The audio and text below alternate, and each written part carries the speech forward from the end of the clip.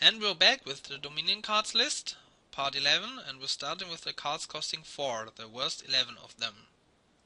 There were at least 40 votes for the Empire's cards and around 53 votes for the rest. So let's have a look at the history. Let's first see, we have 7 new cards, 5 Kingdom cards and 2 events. There are displayed now for 5 of them.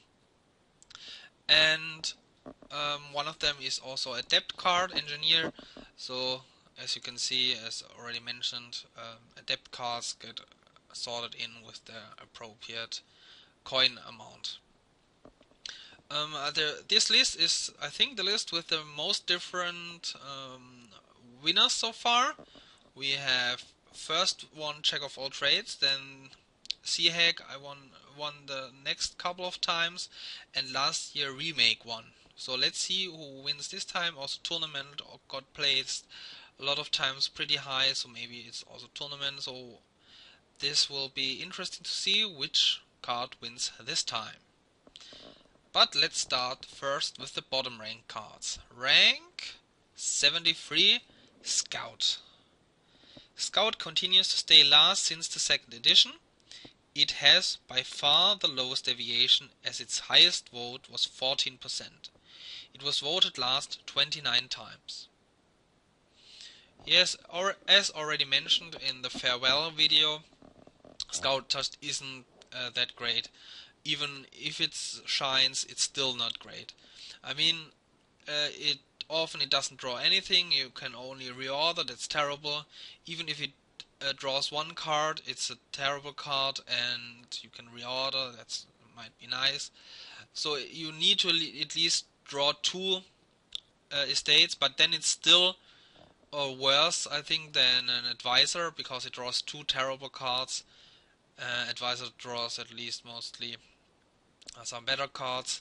So, and also this means that your deck must be sure to have at least 2 cards drawn with Scout, at least half green. So your deck is terrible in that case.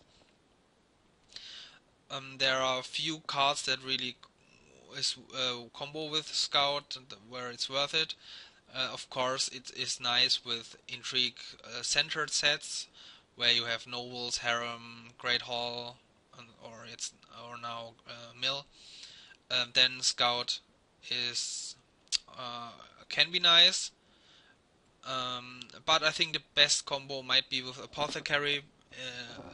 I mean Apothecary centered or only decks, where you maybe get a plus buy card, but otherwise you only buy coppers and apothecaries, or not really buying coppers, maybe one just to get 8 each turn, and spam apothecaries as often as possible. These decks are already rare, but sometimes you go for an apothecary deck, and these stall very fast, and then Scout might be nice to play after an apothecary. You know that there are 2, 3, 4 green cards on top of deck. You clear them out and can either continue your turn with another apothecary, or at least don't stall next turn. Yeah, but otherwise Scout is just terrible. It's often worse than nothing, and rarely you want to pick it up. Therefore it got removed, and it got removed just as the next one, rank 72, Thief. Thief also didn't change much and has the second lowest deviation in this list. It was voted last 14 times. Yeah, it's really hard to determine what's worse, Thief or Scout. I think even Thief is worse than Scout. I voted at least it last, because the games where Thief shine, I think I had less games where I bought Thief than I bought Scout. But Thief can be nice in thin decks where your opponent has high value treasures like Fool's Gold. If your opponent goes for like mint Fool's Gold or something, then stealing those Fool's Gold can really wreck your opponent. Or if you have deck inspection, Thief can be nice to steal maybe a Horn of Plenty or other great treasure cards. That at least now, I think treasure cards other than copper, silver, gold were at least most of them terrible, but in the last couple of expansions there were added some nice treasure cards like Counterfeit, and now there's Charm, so stealing those can be really nice. But that's rare that you really want to add a card that does nothing on the turn you play, just stealing the treasure, and if you get it early you're even helping your opponent. So yeah, Thief is just way worse than nothing in many cases, and got deservedly removed from the base game. Rank 71, Feast. Feast has a big lead over Thief of about 6.5 percentage points, but lost one rank and is third to last just like 2 years ago. It was voted last once. And there's the next card that got removed from the base game because it is basically a 9 kingdom board when Feast is on a board, because it doesn't add strategy. It's just a consolation prize when you hit 4 instead of 5. It might add a little bit of boost when you go for example, for a Duchy Duke thing, because you want to hit 5 regularly. Then adding a Feast is of course nice, but on all other boards you need of course the action to play it, so this is already rare. And miss 5, then picking up a Feast over Silver might be nice, but even on the opening, Feast is rarely better than Silver, because at least one Silver you want in many kingdoms. So it's also not even good as an opener. This makes this Feast just also an ignorable card, because it doesn't add a lot of flavor to the kingdom. Yeah, it also got removed from the base game, and those 3 cards on the bottom 3 are all removed from the base game or Intrigue. So yeah, let's get to other cards that are still in the game. And rank 70, Pirate Ship. Pirate Ship lost 2 ranks and has a low deviation. It's ranked worse than ever before. It's the first card with no vote on the last, and is 2 ranks higher in the unweighted ranking. Yeah, just like Thief, Pirate Ship just helps your opponent if you get it early, but Pirate Ship makes it just you really can't get it late, because until you have enough coin tokens on your mat, the game is over. So this makes also Pirate Ship aware. There are very rare cases where you want a Pirate Ship to open with. These kingdoms don't have any way of getting virtual coins, and you can't build an engine. So these are rare cases where this applies, where Pirate Ship is worth it. Of course, in group thinking on 4-player games, Pirate Ship is way better, but most players that voted here are playing 2-player games mainly. This makes Pirate Ship just terrible in 2-player games, as you can, even if you get one of your good treasures gets trashed, you can just rebuy it. On 4-player games, 3 of your treasures get trashed each turn if you don't go for it, and the other 3 go for it, and then of course Pirate Ship is a way bigger threat. And yeah, so Pirate Ship is just ignorable basically on every board, and also a terrible card. Rank 69, Bureaucrat. Just like Pirate Ship, Bureaucrat lost 2 ranks. It's 5th last, just like in the first edition. It was voted last once and has a low deviation as well, and it is 2 ranks higher in the unweighted ranking. Yeah, Bureaucrat, the attack is weak and silver gaining is often not what you want. So this basically means you, if you get it in an big money game, then it's not really a strong check of all trades. It's just way better gaining those silver cards, as it also defends against strong attacks and gets rid of your starting estates. And in slogs, it's maybe the best case scenario where Bureaucrat is good. but even then it's not great. So if you go, for example, for a Duchy Duke or Silk Road or Gardens thing, Bureaucrat is decent but still not strong. And in engines, you rarely want it. I mean, it can add silver cards, and you really only want that if you maybe can upgrade or remodel those silvers into 4 or 5 cost cards. Then Bureaucrat might be a good addition, as top decking the silver is even often a disadvantage, and you really have to handle those silvers in some way or form to make Bureaucrat worth it. So yeah, Bureaucrat in all cases is weak. Some cases it's a little bit better, but you rarely want to go for it. Rank 68, Navigator. Navigator won the 3 ranks it lost last year, but its average basically didn't change. It was voted last once, and it is 1 rank lower in the unweighted ranking. Yeah, Navigator is also weak. At least it gives 2 coins, so if you want terminal money for any case, then of course it's a good option. But I mean, if you played it as the last action in the turn, you get to look at the top 5 cards. So the reordering doesn't matter, because if you put them back, you just draw those 5 cards. And of course, it helps you to not get a dud, so if you know there are 5 terrible cards on top of your deck, you can discard them. That might be nice. But it's just better if you can play it mid-turn to reorder for things like Wishing Well, or I think the best case scenario, and the only game I remember where Navigator was useful, is in a Herald game, because Herald doesn't have hard time playing those Navigators because of lack of actions, and the terminal money is nice, and of course putting the cards back on top, reordering is nice to let Herald hit other action cards. So I think Herald Navigator is a decent combo. Also, Navigator might be nice in rebuild games, as you need 2 coins is nice, and if you don't can just discard whenever you don't have a rebuild coming up. So there are some scenarios where this is useful, but often it's just you often just only get it because it gives +2 coins, and then a woodcutter would be stronger. So yeah, this is not a very strong card.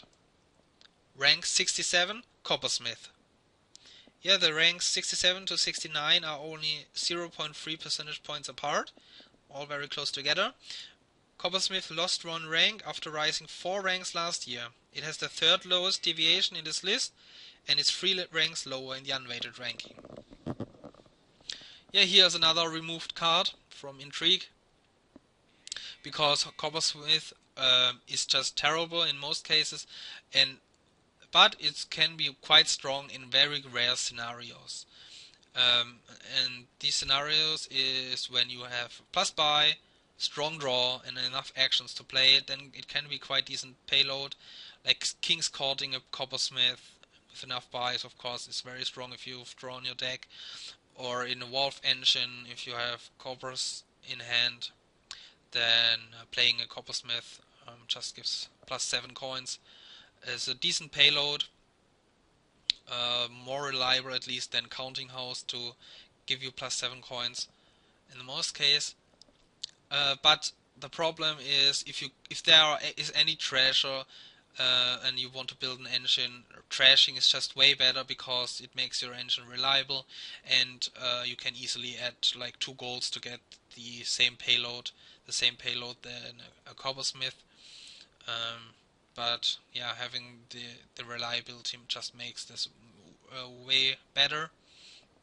So it's only worth it if you have really strong draw and the plus buys, and maybe to Throne or King's Court of Coppersmith. Yeah, then Coppersmith is decent at least. But of course, cards that only gives coins are also not strong in general, and Coppersmith only adds coins, basically only coins payload, and this makes Coppersmith also very weak. Rank 66, Rocks. Yeah, Rocks is the first Empires card in this list. It has therefore a pretty high deviation for such a low ranked card, with 4 votes on last. It is 2 ranks higher in the unweighted ranking. I don't know what to say a lot about Rocks, because the few games I played with Catapult, I don't think oh, maybe one game, there were Rocks bought. So Rocks, especially in two-player games, one player has to at least go heavily for catapults and to get to Rocks to make it worth it. This makes Rocks just weak on its own.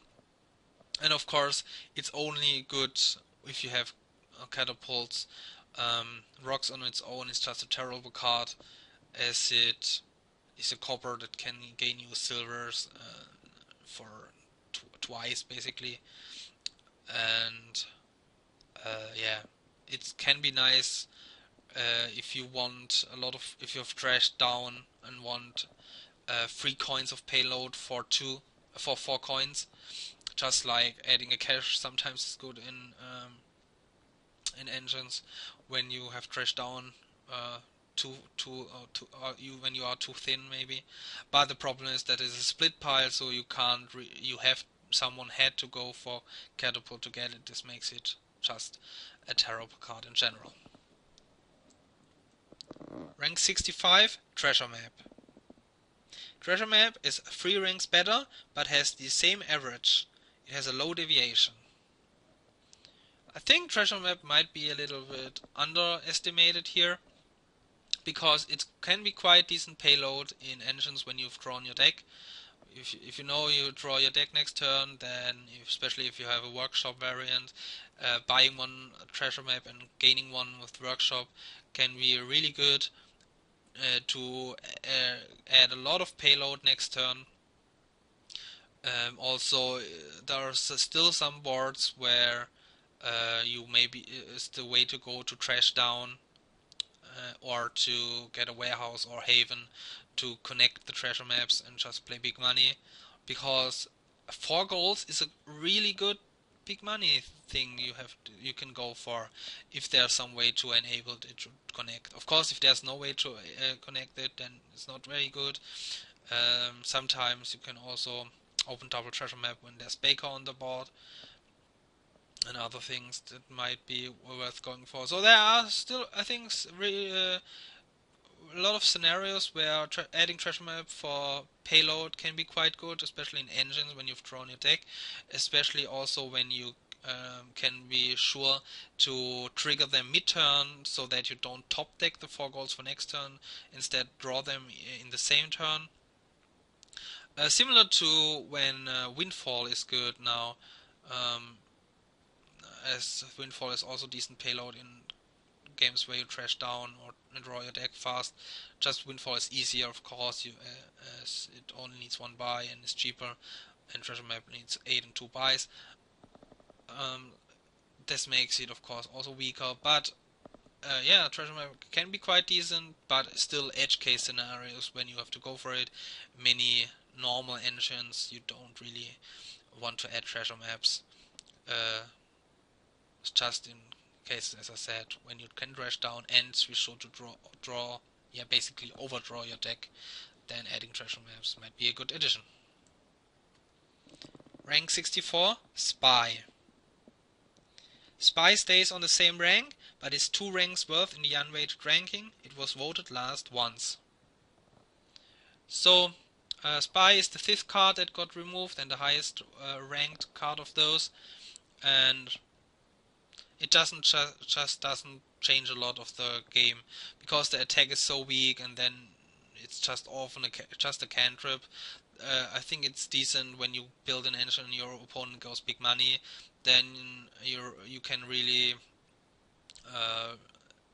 hurt your opponent to discard the 1 strong terminal that he has, or a gold or something. Discarding that can be really brutal. But how often do you really play an engine and your opponent goes back big money? And also, you just get it when you have 4 and don't want a silver anymore. Then a spy is just, of course, better than a silver. as it adds reliability and can hurt your opponent a little bit, but the effect is just not really effectful and doesn't really hurt a lot. So Spy is just not a game-changing card a lot of times. And finally, rank 63, Noble Brigand. Noble Brigand lost quite a lot, 3 ranks and over 6 percentage points, and is now in the bottom tier. It was voted last once. Yeah, Noble Brigand, once it came out, was just seen as a slightly better thief and was ranked bad, but as you can see, it raised a lot of ranks in the second edition, because it came we came to the conclusion that it's quite a decent big money enabler. I remember a lot of games in that time where I played Noble Brigand big money, and it was quite decent. But as the time went by, big money, of course, was way worse, and the games where you gather Noble Brigand to get money are just so rare. I think that you can play Noble Brigand big money instead of Thief big money, which doesn't exist, makes it of course a lot better than Thief, as you can't trash your opponent's coppers, it gives you 1 money, it attacks on buy, and you can the cards that you want to trash are silver and gold, also in most cases. So in all things, Noble Brigand is just way better, but it's still very weak, as it's just a big money enabler. In engines, it just doesn't work. You can give your opponent coppers, of course, but mostly he can handle those easily.